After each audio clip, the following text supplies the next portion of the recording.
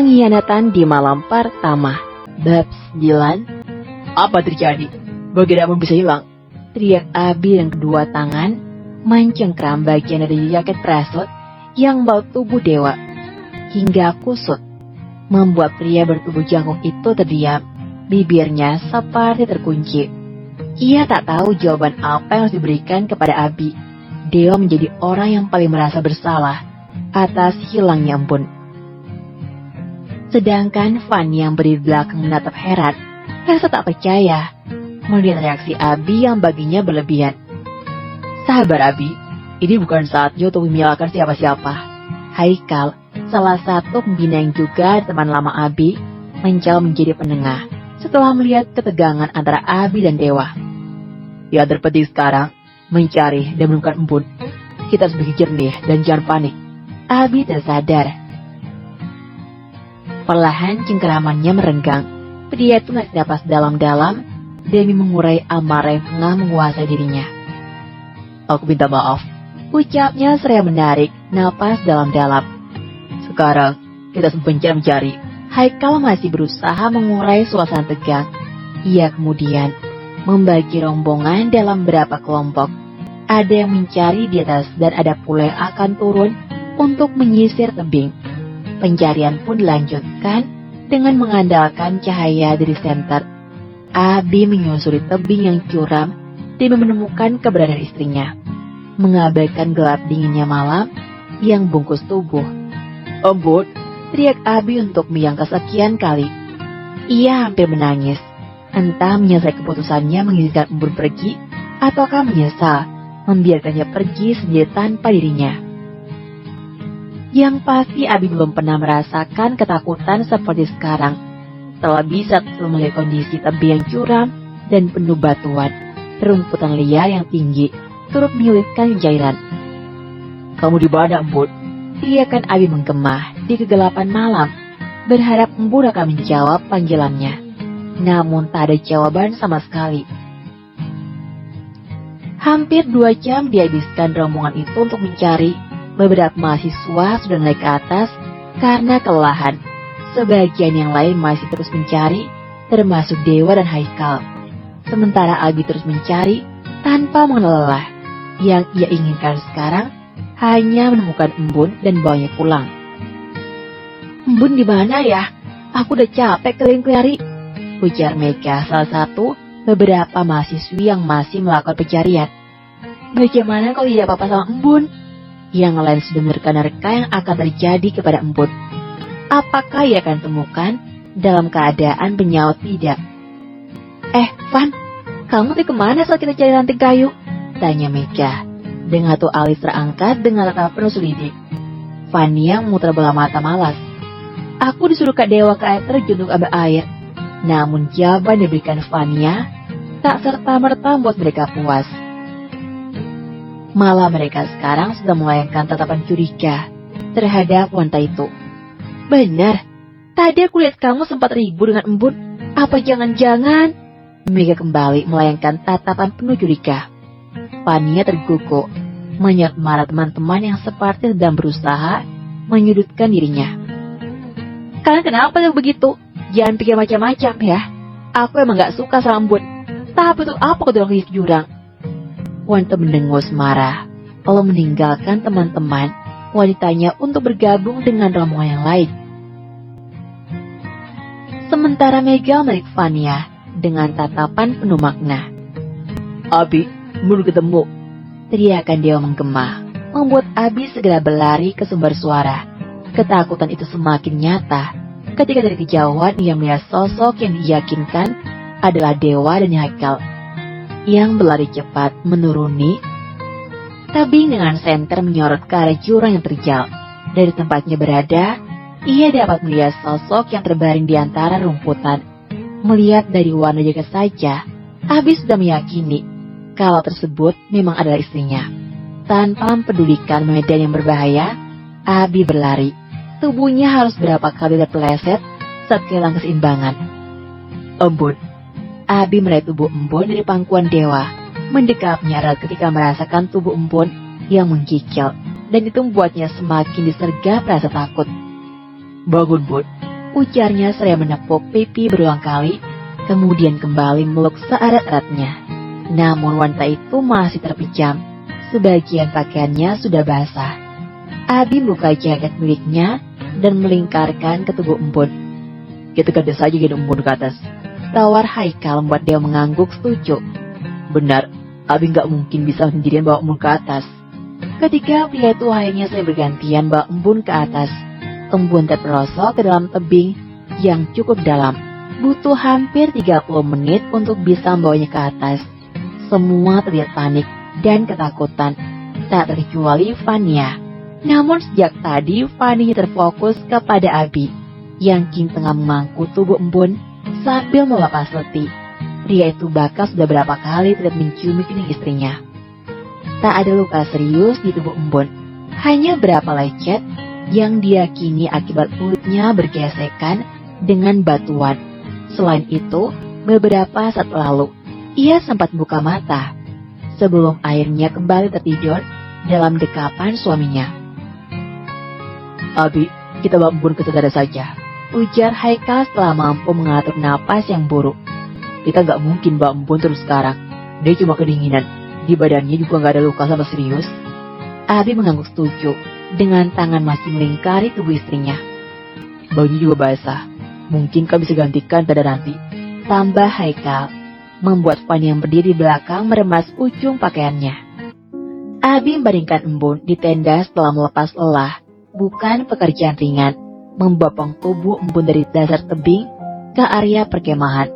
Meski wanita itu memiliki tubuh mungil dan langsing bak model, sembari mengatur napas yang kembali memburuk, Abi melepas jaket miliknya yang digunakan tadi untuk membawa tubuh istrinya. Jaket bahan parasut itu juga hampir basah. Abi melemparkan asal ke sudut tenda, lalu menatap embun lekat di tengah pencahayaan temaram. Kini ia masih punya satu tugas penting, yaitu mengganti pakaian istrinya. Apa? Mengganti pakaian? Memikirkannya saja sudah membuat suhu di sekitar terasa manas. Apakah nanti embun akan marah? Mengganti pakaian berarti Abi akan melihat seluruh tubuh wanita itu. Ini bukan tentang pantas atau tidak. Ini tentang keselamatan embun. Kalimat terus tanamkan Abi dalam benaknya. Ia akan melanggar segala batasan yang dibuat sendiri olehnya beberapa minggu lalu, tepatnya di malam pertama pernikahannya mereka. Abi menarik napas dalam-dalam, menggeser posisi duduknya sedikit demi sedikit. Tangan yang kokoh terulur, membawa kancing kemeja digunakan istrinya hingga batas dada. Namun ia tiba-tiba terdiam dan milik keluar dari tenda, membuat sebagian rombongan mahasiswa termasuk Fania mengalihkan perhatian kepadanya. Ada bisa gantikan baju untuk embun? Tanya Abi, seraya memandang beberapa wanita yang taunya teman dekat istrinya. Aku bisa, Kak. Mega tiba-tiba menawarkan diri, membuat Abi melukis senyum tipis. Terima kasih, maaf merepotkan. Ya apa-apa, Kak. Secepat kilat, Mega beranjak menuju tenda, sementara Abi tak di luar sambil menunggu. Abi, panggil Fani yang kini berdiri dekat tepat sisi Abi. Ada apa lagi, Van? Please, sekarang bukan waktunya untuk membicarakan tentang kita. Manik coklat itu kembali berkaca-kaca, menyadari sikap dinginnya Abi terhadapnya. Kamu serius dengan ucapan kamu tadi pagi? Tanyanya, ingin memastikan sekali lagi. Tatapannya seolah berharap bahwa kalimat menyakitkan dari Abi tadi hanyalah candaan. Abinya mengangguk tanpa kata, yang bocor bening berurai di pipi Fania, hingga akhirnya terdengar panggilan dari tenda. Sudah, Kak, ujar Mega. Aku udah seliputan embun juga, tapi masih minggil juga. Abi kembali mengangguk tanpa kata. Sebelum akhirnya kembali masuk tenda, ia memandangi wajah istrinya yang masih pucat dan menggigil akibat rasa dingin yang menyergap. Selimut yang bungkus tubuhnya seolah tak cukup untuk menghangatkannya. Bagaimana ini? Embun masih kedinginan. Lengan Abi terulur, membelai helai rambut istrinya. Ia tak tahu harus buat apa. Jika dibiarkan, ia khawatir akan sesuatu yang membahayakan. Abi menyusupkan diri ke dalam selimut yang sama. Lengannya dijadikan bantal untuk embun, lalu kembali mendekap wanita itu erat. Ia kecup kening berulang-ulang. Tiba-tiba teringat metode skin to skin yang dibisikkan Haikal tadi, sesaat sebelum bawa embun ke tenda. Ini bukan cara yang efektif sebenarnya, tapi kau bisa coba. Lagian gak apa-apa, kamu kan suaminya. Pesan Haikal. Yang tadi itu suaminya embun ya, ganteng banget ya. Salah satu mahasiswa berdecak mengagumi sosok pria yang tiba-tiba datang ke perkemahan dan mengaku sebagai suami embun. Aku pernah dengar embun akan menikah, tapi gak nyangka aja suaminya sekarang itu. Iya, embun mimpi apa dapat suami keren begitu? Beruntung banget ya. Sambung satu gadis lainnya. Fania yang berada di antara rombongan itu meremas cup mie instan tangannya. Selera makannya mendadak hilang. Padahal sejak tadi ia merasa sangat lapar. Kira-kira embun masih kedinginan gak ya? Tanya salah seorang lagi. Membuat meja yang selama ini cukup dekat dengan embun memulai senyum. Embun gak kedinginan lagi, kan ada suaminya yang menemani dalam tenda. Ya juga sih, aku juga mau satu tenda sama cowok yang kerennya kayak suaminya embun. Tawa para gadis itu pecah. Berbeda dengan Fania yang merasakan suhu sekitar terasa manas. Wanita Mili melari ke arah tenda milik embun. Napasnya menjadi sangat cepat. Ingin rasanya menerobos masuk dan menjauhkan Abi dari embun. Fania terlihat sangat gelisah. Entah sudah berapa kali ia berjalan mandir di depan tenda embun dengan selimut yang melingkar tubuhnya. Fania pasti sudah merobos jika saja tak mengingat ucapan Abi tadi pagi yang menginginkan hubungan mereka diakhiri. Kamu kenapa mandi di depan tenda orang? Sapaan itu membuat Fania terkejingkat. Ia menoleh kepada Dewa yang tengah menatapnya penuh selidik. Gak apa-apa kak, aku cuma khawatir sama embun saja, jawabnya gugup. Dewa terkekeh memamerkan senyumnya yang menawan. Apa yang kamu khawatirkan? Yang dalam sana itu suaminya sendiri, bukan yang lain. Tapi tadi embun kedinginan, aku cuma kasih selimut, balas Fania sambil memperlihatkan selimut yang melingkar tubuhnya. Dewa menemani Fania dari ujung kaki ke ujung kepala. Suara wanita itu terdengar gemetar bersama tubuhnya. Gak usah, ada suaminya yang menghangatkan dia. Itu buat kamu saja. Kamu pasti kedinginan nanti malam. Intonasi Dewa begitu menekan, membuat Fania terguguk. Demi apapun, Fania tak rela jika Abi hanya berdua dalam satu tenda bersama embun. Apalagi kalau sampai melakukan hubungan suami istri. Fania melirik ke arah tenda di mana embun dan Abi sedang berdua. Membayangkan apa yang sedang diperbuat Abi dan embun membuat tubuhnya meremang. Tanpa sadar, ia menggigit jari-jari lentiknya. Tapi kak, Gak ada tapi potong Dewa cepat dengan bonus tatapan tajam. Sekarang balik ke tenda kamu sendiri. Ekor mata Fania masih mengarah ke tenda embun. Tapi tatapan Dewa memaksanya untuk kembali ke tempatnya sendiri yang berjarak cukup jauh dari sana.